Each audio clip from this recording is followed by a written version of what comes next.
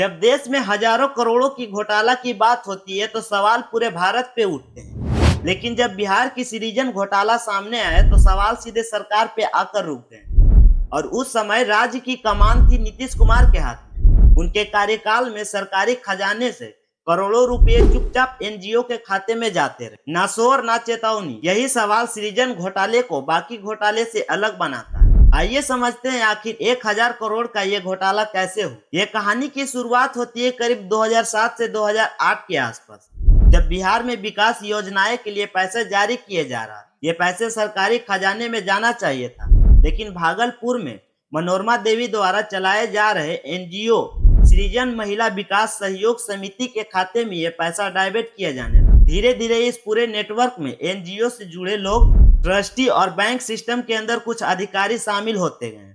पैसे का रूट, सरकारी खाता, फेक लेजर एंट्री, एनजीओ के खाते मिसयूज। 2008 से 2016 तक यही प्रक्रिया लगातार दोहराई जाती रही।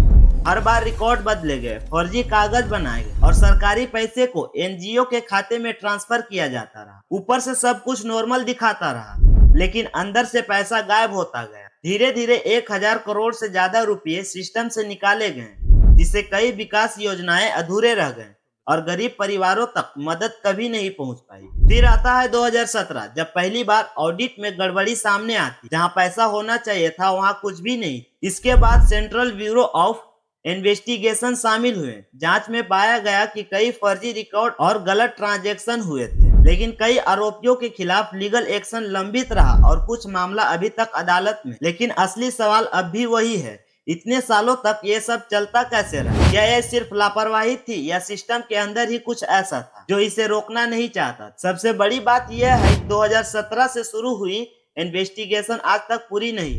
जो लोग इस घोटाले में शामिल थे उनमें से कई लोगों को अब तक पकड़ा ही नहीं गया। कुछ नाम सामने आए, बाकी ये सच अभी तक पर्दे के पीछे हैं।